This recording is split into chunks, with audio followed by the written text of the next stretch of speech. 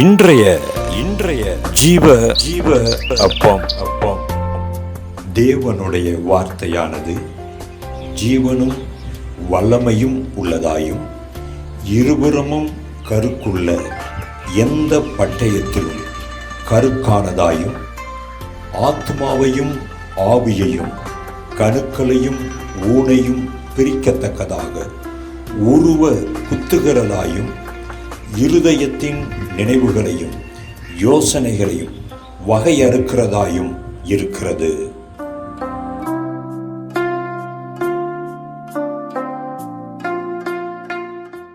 நம்மை நடத்துகிற தேவனுக்கு மகிமை உண்டாவதாக.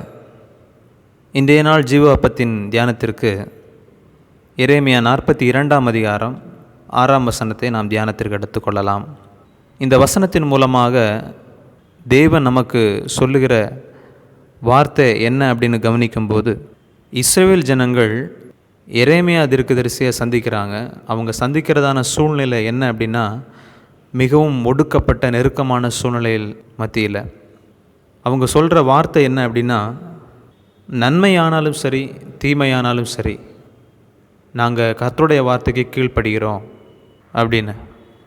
நம்முடைய வாழ்க்கையில் நமக்கு நெருக்கமான நிந்தையான அவமானமான ஒரு தீமையான சூழ்நிலையில் நாம் வாழ்ந்துட்டு இருக்கும் பொழுது, நாம் தேவ சமூகத்துக்கு சென்றாலும் சரி, நமக்கு ஆவிக்குரிய ஆலோசனைகளை கொடுப்பவர்களை சந்தித்தாலும் சரி, நம்மிடத்திலிருந்து வருகிற வார்த்தை என்ன அப்படின்னா, இந்த பிரச்சனைகள், இந்த நிந்தைகள், இந்த அவமானங்கள் எல்லாம் என்னை விட்டு அகன்று போகணும், நான் ஆசீர்வாதமாக இருக்கணும், எனக்கு நன்மை நடக்கணும், எனக்கு தீமை வரக்கூடாது அப்படின்னு சொல்லி.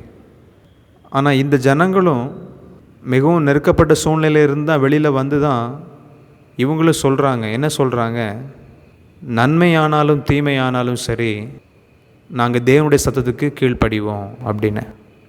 நம்முடைய ஆவிக்குரிய வளர்ச்சியில் கொஞ்சம் முன்னேறத்தக்கதாக இந்த வார்த்தையை நம்ம தியானித்து பார்க்கலாமே. எவ்வளவு நாள் தான் நம்ம இப்படியே கேட்டுட்ருப்போம்?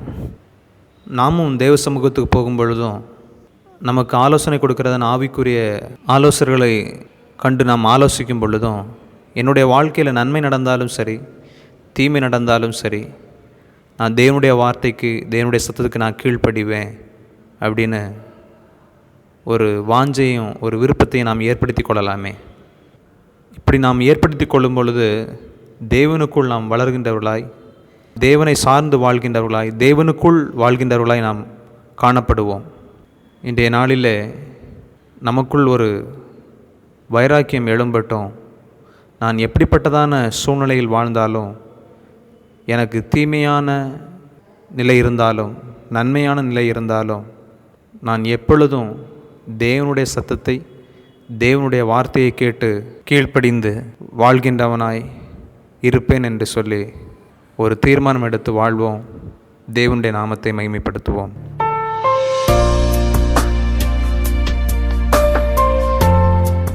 எந்த சூழ்நிலையிலும் கர்த்தருடைய சத்தத்திற்கு கீழ்ப்படிவேன் என்று வைராக்கியம் பாராட்டுவோம்.